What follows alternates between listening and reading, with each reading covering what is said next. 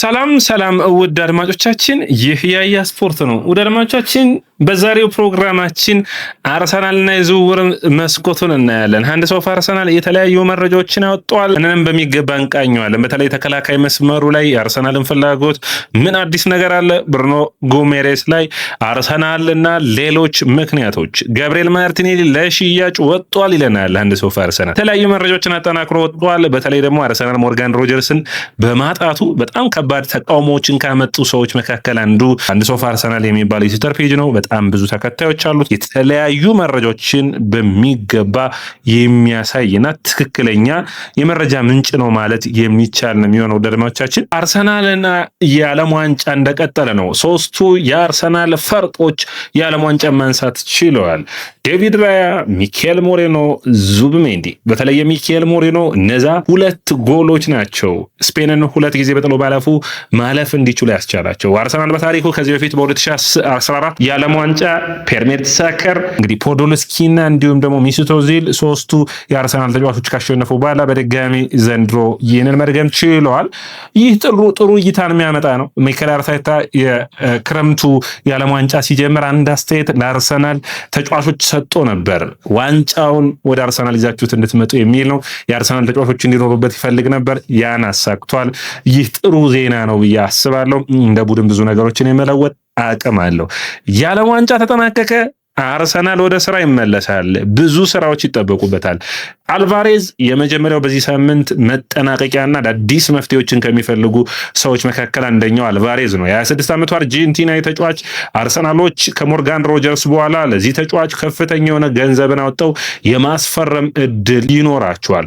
እንግዲህ ይህ ተጫዋች ኮንትራቱ እስከ 2030 እንደሚቆይ ይታወቃል። ባለፈው ውድድር ዓመት 20 ጎልና 9 አሲስት ማስመዝገቡን መርሳት የለብንም። ኮንትራቱ እስከ 2030 የሚያቆየው ይሆናል። እንግዲህ አሁንም ቢሆን ባርሴሎናና የአትሌቲኮ ማድሪድ አለቃዎች ጦርነት ለአርሰናል የሆነ ነገር ጠብ የሚል ይኖረዋል ተብሎ የሚጠበቅ ነው የሚሆነው።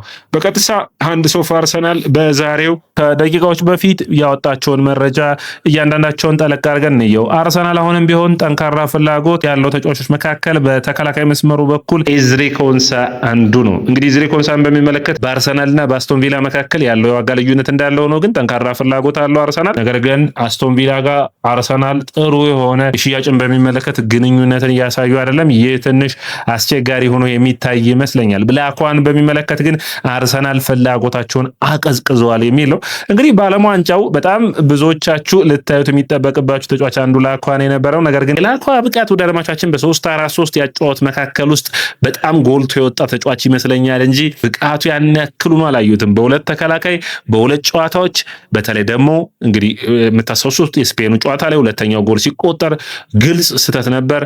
ከኢብራሂማ ኮናቴ ጋር የፈጠረው የመከላከል ጥምረት ደግሞ በመጀመሪያው አጋማሽ ብቻ 4 ጎሎችን እንዲቆጠርባቸው አድርጓል።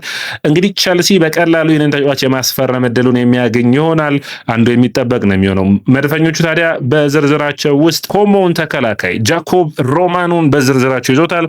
ኮሞ ተጫዋቹ የሚሸጥ አይደለም የሚል መልስን ሰጥቷል። የ21 ዓመቱ ስፔናዊ የመሃል ተከላካይ አስደናቂ ብቃትን ባለፈው ውድድር ዓመት ማሳለፍ ችሏል።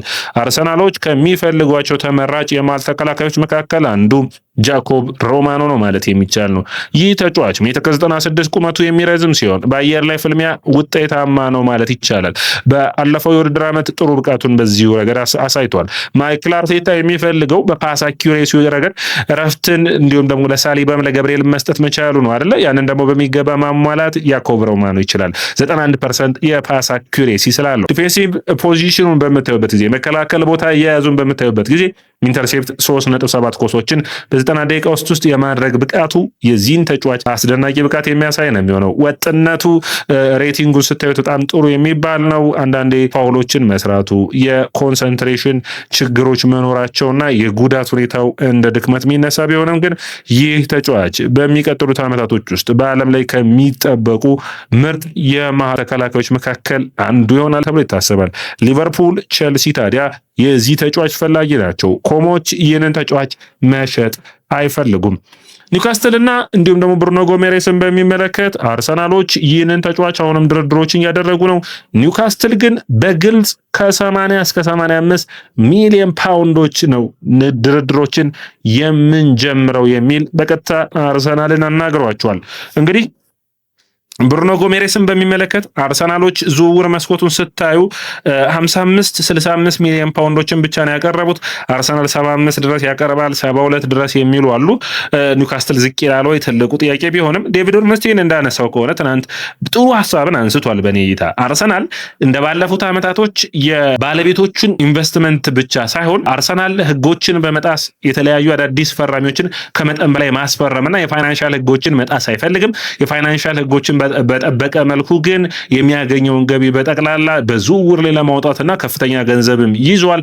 ያ ማለት ግን አርሰናሎች ከሚፈልጓቸው የተጫዋቾች ቁጥር አንጻር በገንዘቡ ወይም በጀቱ ይበቃቸዋል ወይ የሚለው ትልቁ ጥያቄ ሆኖ መነሳት የሚጠበቅበት ነው የሚሆነው። ታዲያ ይህንን በሚመለከት ሃንድስ ኦፍ አርሰናል ጥሩ ዜናን አወጧል፣ በሚገባ የተነተነ የአርሰናልን ችግር ያሳየ። በተለይ እንግዲህ አርሰናሎች አንድሬ በርታ ነው ድርድሮችን በሚገባ ሲያደርግ የነበረው ከቪላ ጋር። ቪላዎች ታዲያ ይህንን ተጫዋች በሚመለከት አርሰናል በወረሃ ግንቦትና ሰኔ 80 እና 100 ሚሊዮን ፓውንድ ድረስ ተጫዋቹን የማስፈረም አቅም ነበራቸው። ነገር ግን ሁሉ ነገር የተለወጠው ውድ አድማጮቻችን በኤሌት አንደርሰን እና እንዲሁም ደግሞ በቶናሊ የዝውውር ሂደት ነው። ኤሌት አንደርሰን 116 ሚሊዮን ፓውንድ ከወጣበት በኋላ ቶናሊ 100 ሚሊዮን ፓውንዶችን ካወጣ በኋላ ግን ዝውውር መስኮቱ ላይመለስ ነው በሚገባ የተለወጠው። ታዲያ ይህንን ያዩት ቪላዎች 116 ሚሊዮን ፓውንድ በላይ የሚያመጣ ክለብ ካለ ተጫዋቹን መውሰድ እንደሚችል በግልጽ አስረዱ። አርሰናሉ ማይክል አርቴታ ይህንን ተጫዋች በግልጽ ለአንድ ግንኙነትን አድርገዋል፣ አውርተውታል። ይህንን ሁሉ አድርጎ ነው እንግዲህ ተጫዋቹ በመጨረሻም እሺ ያለው። አሁን አንዳንዴ እግር ኳስ ይሄ ነው የሚያሳዝነው። ተጫዋቾችን አሳመነ፣ ተጫዋቾችን ብዙ ነገሮችን ከሰራ በኋላ በተጫዋቾች እምነት መካከል የቡድኑን ሁኔታ ያዩና ይሄኛው ቡድን ለኔ ለምን ከዚህን ያክል በላይ አላቀረበም በሚል እንግዲህ ንግግሮችን ያደርጋሉ። በጣም በሚያሳዝን ሁኔታ ሞርጋን ሮጀርስ በዣቪ አሎንሶ በሰጠው ሀሳብ ሙሉ በሙሉ ተስማምቶ ወደ ቼልሲ ንግግሮቹንና ሂደቶቹን ማድረግ ችሏል። ይሄንን እንግዲህ አርሰናል ማይክል አርቴታ፣ አንድሬ በርታ ማን ጥፋተኛ ነው ማነስ መወቀስ አለበት በሚገባ መታየት የሚጠበቅበት ነው የሚሆነው። ይህ የዝውውር መስኮት ግን አርሰናሎችን ባለፉት ዓመታቶች ያሳዩትን ጥንካሬ እያሳዩ እንዳልሆነ የሚጠቁም ነው። አሁንም ቢሆን ሞርጋን ሮጀርስን ዝውውር አልተሳካም ማለት ሌሎች ተጫዋቾች በዝውውር መስኮቱ ላይ የሉም ማለት አይቻልም። ትናንት ብራድሊ ባርኮላን እንዲሁም ደግሞ ያንዲዮ ሜንዲን ከዛ ውጭ አንቶኒ ኑሳን አይተናል አይደል? እንዲሁም ደግሞ ኬነን ይልዲዝን፣ ዛሬ ደግሞ ትናንት በዓለም ዋንጫ ፍጻሜው ላይ ምርጥ ብቃቱን ያሳየውን ኒኮ ዊሊያምስ እናያለን። የ23 ዓመቱ ስፔናዊ ተጫዋች የማይክል አርቴታ ተቀዳሚ ምርጫዎቹ ከሚሆኑ ተጫዋቾች መካከል አንዱ ነው። በሎ ብሎክ የሚጫወቱ ቡድኖችን በሚገባ መፈተን የሚችል በድሪብል ብቃቱ ፕሩቭን የሆነ የጉዳት ችግር ብቻ ነው ይህንን ተጫዋች መድረስ ከሚችልበት ብቃት ዝቅ ያደረገው ማለት የሚቻል ነው። አምና ጥሩ ብቃቱን አላሳየም፣ ምክንያቱም በጉዳት ረጅም ጊዜ ተቸግሮ ነበር። 6 ጎልና 7 አሲስት እስከ 2035 ድረስ ኮንትራቱን የፈረመ ነው። የኮንትራት ማፍረሻውን 90 ሚሊዮን ዩሮን አርሰናሎች መክፈል የሚችሉ ከሆነ ይህንን ተጫዋች የማስፈረም እድሉን ያገኛሉ። አርሰናል የቀይ መስመሩን ተከላካይ በሚመለከት ቤን ዋይት ከጉዳት አገግሟል። ጁሊያን ቲምበር ደግሞ የቅድመ ውድድር ጨዋታዎች መጨረሻ አካባቢ የመመለስ እድሉ ሰፊ ነው። አርሰናሎች በአማካይ መስመር ሌክፕ ባወጣው መረጃ መሰረት አዩብ ቡዋዲን በሚገባ ይፈልጉታል። አዩብ ቡዋዲን መፈለጋቸው ብቻ አይደለም፣ ከማንቸስተር ሲቲ ጋር የዝውውር ጦርነት ከፍተዋል ማለት የሚቻል ነው። ይህ እንግዲህ በሚገባ መታየት የሚጠበቅበት ይመስለኛል። ውድ አድማጮቻችን ይህ የስፖርት ነው። የስፖርትን ላይክ፣ ሼር፣ ኮሜንት፣ ሰብስክራይብ ማድረጋችሁን አትርሱ።